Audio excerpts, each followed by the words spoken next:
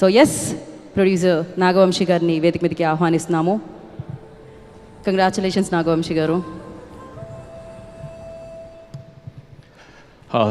Thanks అండి. ఫైనల్గా actually నాకు వీళ్ళందరిలాగా అంత ఎమోషనల్గా వీళ్ళందరినీ పొగడటం ఇవన్నీ రావు. ఇప్పుడు పొగిడితే కూడా చాలా ఆర్టిఫిషియల్గా ఉంటుంది. మా పని నెంబర్లు చెప్పడం కాబట్టి నేను దాని మీద ఎక్కువ కాన్సన్ట్రేట్ చేసి చెప్తాను మీకు.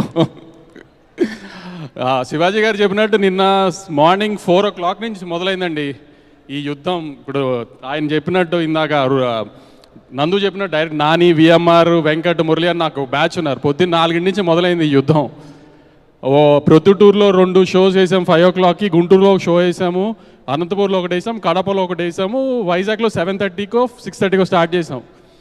అక్కడి నుంచి అరగంటకి ఇదిగో ఈ సీన్ ఇలా, ఆ సీన్ ఇలా, ఈ కలెక్షన్ ఇలా, ఆ కలెక్షన్ ఇలా అని అక్కడి నుంచి మొదలవుతూ ఇప్పుడు కొత్తగా యూట్యూబ్లో ఆన్ సోషల్ మీడియాలో ఒక ట్రెండ్ ఏంటంటే బుక్ మై షోలో పర్ అవర్ ఎన్ని టికెట్లు దిగితే సినిమా అంత బాగుందన్నమాట అని ఒక ఎసెంప్షన్కి రావడం, ఒక సినారియో క్రియేట్ చేశారు జనంలోకి. సో ముందు రోజు సాయంత్రం మేము అనుకున్నంత స్పీడ్గా లేదు booking. Actually 9th evening.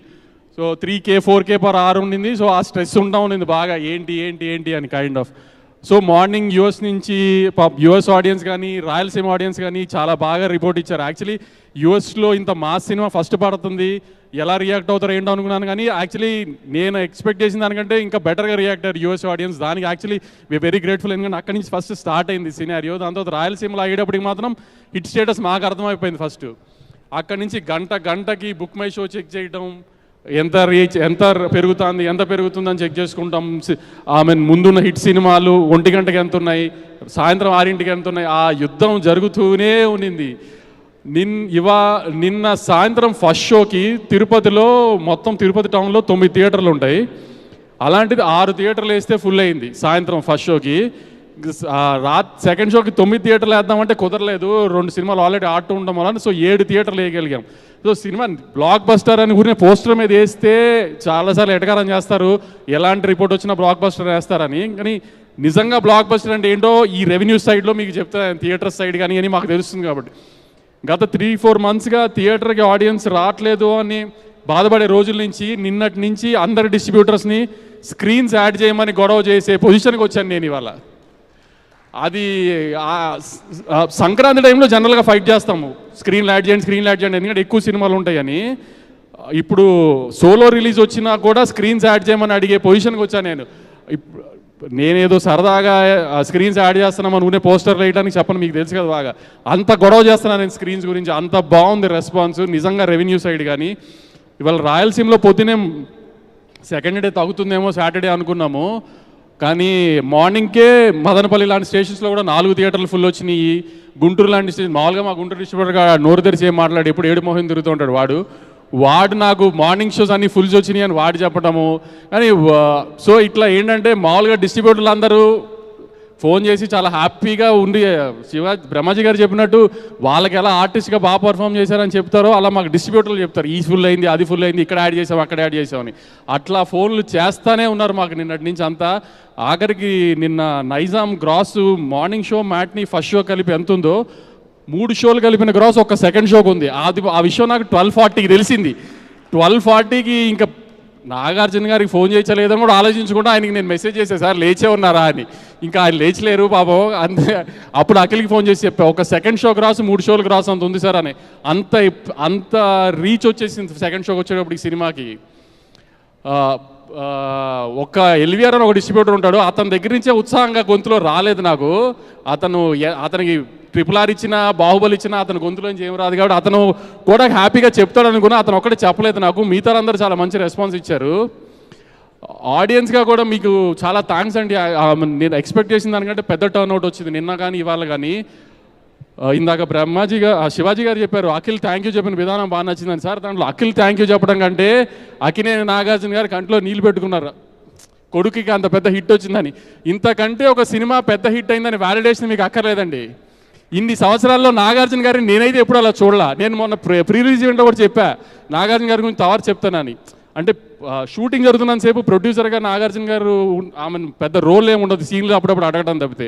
Cinema యావిడికి వచ్చిన తర్వాత మా ఎడిటర్ కొంచెం సైకో, మామూలుగా అయితే అన్నపూర్ణలో పెట్టుకోమంటారు ఎడిటింగ్, ఎందుకంటే అన్నపూర్ణ సినిమా సితారా ఉన్నా ఇప్పుడు ఎందుకంటే సార్కి కంఫర్ట్ అని. కానీ వీడికి ఏంటంటే వీడి కూర్చునే కుర్చీ, వీడికి టీ ఇచ్చే బాయ్, ఇవన్నీ వీడి కంఫర్ట్ జోన్స్ ఉండాలి. సో వాడు కొంచెం నేను సితారాలోనే ఎడిట్ చేస్తా అన్నాడు. ఆయన స్టేజ్ ఎక్కి ఆయన లేదు వంశీ ఆ అన్నపూర్ణలో పెట్టు అంటే అందరం నోరు మూసుకుని పెట్టాల్సిందే అక్కడ. కానీ రిలీజ్కి 15-20 డేస్ ముందు నుంచి ఆయన ప్రతిరోజు సితారా ఆవిట్లోనే కూర్చునేవారు. ఆయన ఈయన ఒక డౌట్ అడగటం, వాడైనా చెప్పటం, వాడేదైనా డౌట్ అడిగితే ఈయన ఆలోచించుకురావడం, సరే ఒక గంట ఇంటికి వెళ్ళి వస్తానని చెప్పటం. అసలు మీరు నమ్మరు, ఆ 1 month 15-20 డేస్ నాకంటే ఎక్కువ వెళ్ళారు ఆయన సితారా ఆఫీస్కి. ఆయన ఈ సినిమాకి పడిన కష్టం అలాంటిది.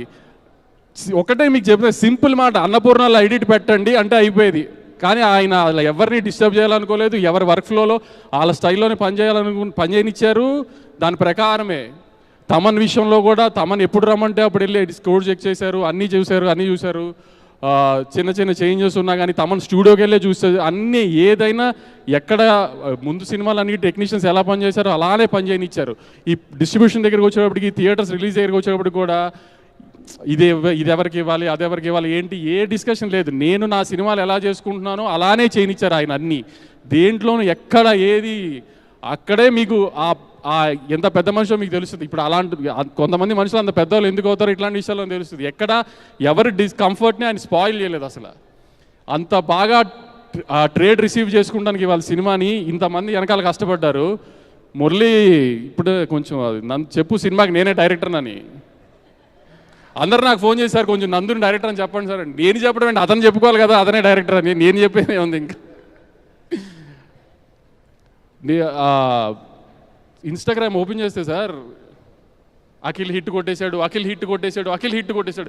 నేను ఆమె 2-3 రోజులు నిద్ర పట్టదు, ఎలాగో రిలీజ్ 2 రోజులు నిద్ర పట్టదు. నిన్నేమో కొంచెం కలెక్షన్ వింటుంటే నిద్ర పట్టదు. అసలు ఇన్స్టాగ్రామ్ ఊనే వెళ్ళకుండా కూర్చుంటే అసలు ప్రతి రీలు అదే వస్తుంది, ప్రతి రీలు. సార్ నిజంగా జెన్యున్గా ఆడియన్స్ ఎక్కువ కోరుకున్నారు సార్ ఈ సినిమా ఆడాలని. అది లేకపోతే మనం కొంచెం పిఆర్ చేయించుతాము, రీల్స్ చేయించుతాం, అన్నీ చేయించుతాం, కానీ ఆ స్థాయిలో మనం చేయించలేము. వాళ్ళు చేసే మీమ్స్ కొన్ని మనం చేయించలేమండి అవన్నీ. అసలు ఎన్ని రీల్స్ చూశానంటే నిన్నటి నుంచి ఇవాళ దాకా అఖిల్ హిట్ కొట్టేశాడు అన్నది అంత జెన్యున్గా ఎవ్రీబడి వాంటెడ్ ఇట్. మీరు అన్నట్టు ఇంకా చాలా ఈవెంట్స్ ఉంటాయి, ఎందుకంటే ఎంతో ఎక్కువ రెవెన్యూ చేయాలని కోరుకుంటున్నాము. సో మళ్ళీ క్లియర్గా ఇంకా బెటర్ నెంబర్స్తో చెప్తాను మీకు. ఫర్ ఎగ్జాంపుల్ ఇందాక నిన్న ఆఫ్టర్నూన్ ఈ టైంకి 8.99K per hour ఉన్నది, ఇవాళ ఆల్మోస్ట్ 16-17K per hour వెళ్ళిపోయింది. ఆల్మోస్ట్ అన్ని సిటీస్లో ఫస్ట్ షో సెకండ్ షోస్కి కెపాసిటీ ఇష్యూస్ వచ్చేంత రేంజ్కి జనం చూస్తున్నారు సినిమా. చాలా థ్యాంక్స్ అండి. మళ్ళీ you guys are turning out and coming to the theatres and watching the film. Thank you very much.